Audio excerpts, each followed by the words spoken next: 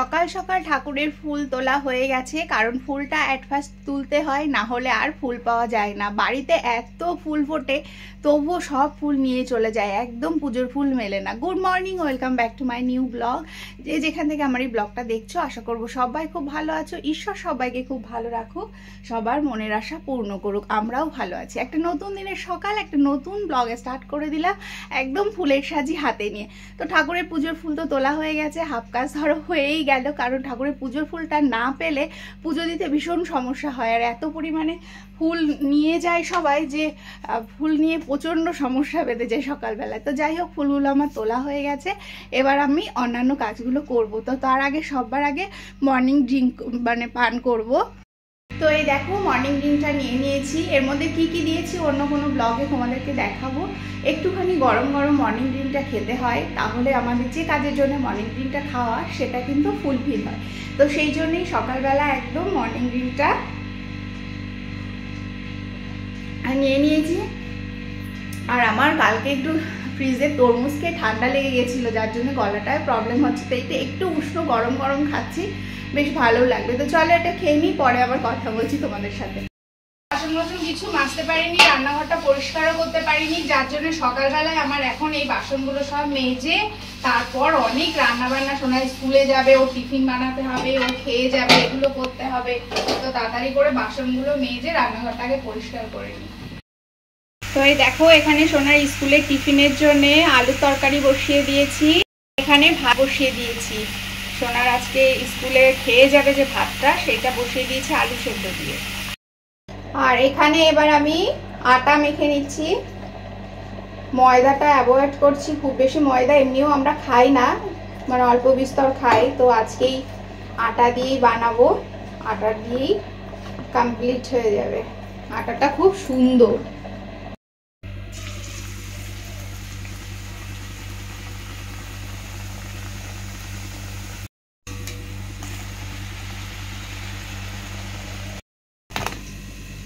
এই দেখো কি সুন্দর ফুলে গেছে লুচি, একটু কড়া কড়া করে ভেজে দিচ্ছি।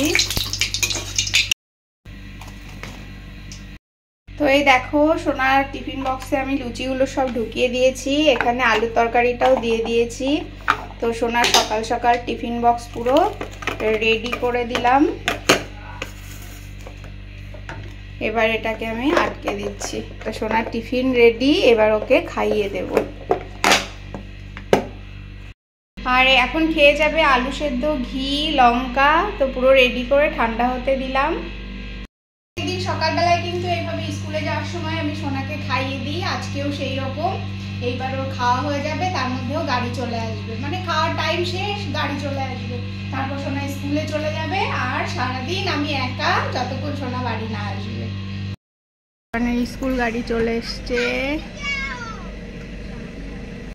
দুগ্গা দুগ্গা করে সোনা এখন স্কুলের পথে রওনা হয়ে গেল। এই দেখো গাড়ি শুরু হয়ে গেল। বৃষ্টি, মাঝে মধ্যে কিন্তু আবার বিদ্যুৎও চমকাচ্ছে। এখন কিন্তু বেশ মেঘ করে এসছে, তো আরো জোরে জোরে হয়তো পরে বৃষ্টি আসবে।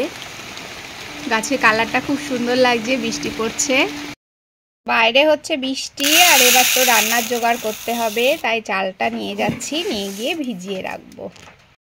চালটা ভিজিয়ে রাখছি, এবার অন্যান্য কাজগুলোও করবো। আর বাইরে প্রচন্ড বিদ্যুৎ চমকাচ্ছে। একটু লবণ দিয়ে দিলাম, গরম জল দিয়ে ভিজিয়ে রাখছি। সবজি নিয়ে বসে গেছি, এবার সবজি কাটবো। পটল আলু সয়াবিনের তরকারি হবে, উচ্ছে আলু ভাজা হবে, আর লাউ ডাল হবে। আজকে যেহেতু কেউ মাছ খেতে চাইছে না, সেই জন্য ভাবছি নিরামিষ সেগুলোই রান্না করি। তো নিরামিষ সয়াবিনে তো ভালো একটা অপশান রয়েছে, তো সেই জন্য ভাবলাম একটু পটল দিয়ে আলু দিয়ে রান্না করি সয়াবিন। তো এগুলো কেটে নিই, তারপরে রান্নাগুলো স্টার্ট করব। আমি পটল কেটেছি, দেখো পটলের পুরো বীজগুলো কিন্তু ফেলে দিয়েছি, কারণ পটলের বীজ, মানে যে কোনো সবজির বীজ খাওয়া একদমই ভালো না। বীজে থাকে প্রচুর পরিমাণে ইউরিক অ্যাসিড, ওই জন্য বীজ কিন্তু খাওয়া একদমই ভালো না। তো আমাদের সেইভাবে ইউরিক অ্যাসিড নেই, কিন্তু তবুও আমরা প্রচুর পরিমাণে মেনটেন করি, যার জন্য কিন্তু বীজগুলো সব ফেলে দিয়ে পটল আলু কেটে নিয়েছি।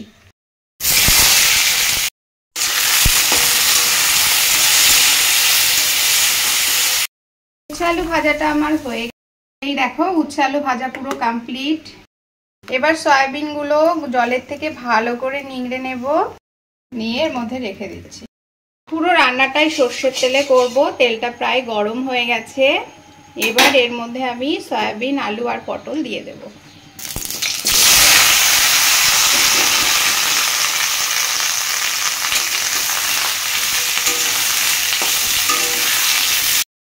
একটুখানি লবণ দিয়ে দিচ্ছি আর একটু হলুদ দিয়ে দিচ্ছি, দিয়ে আবারও খুব ভালো করে ভেজে নেব।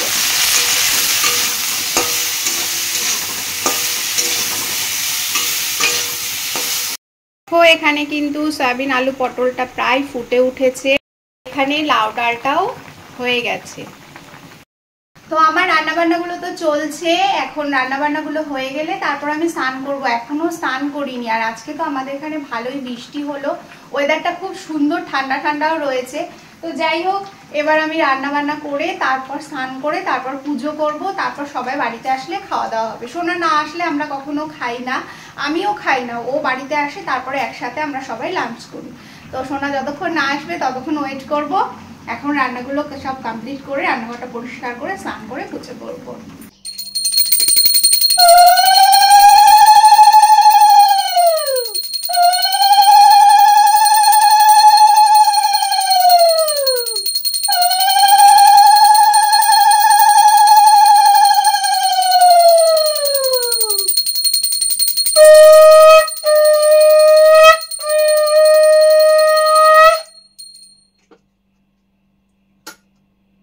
পুজো করা হয়ে গেছে। এবার আমি একটু নিজে ফ্রেশ হয়ে নিচ্ছি, একটু ক্রিম মাখবো, সিঁদুর পরবো, তারপর সোনা আসলে খাওয়া দাওয়া হবে। তো প্রত্যেক দিন সারাদিন যেমন তেমন স্নান করে উঠে কিন্তু একটু ক্রিম মাখা, বডি অয়েল বা বডি ময়শ্চারাইজার মাখা, এগুলো কিন্তু করেই থাকি।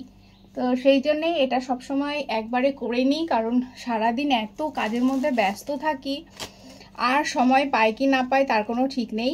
সেই জন্যে এই একবার কিন্তু এগুলো করে গুছিয়ে নিই।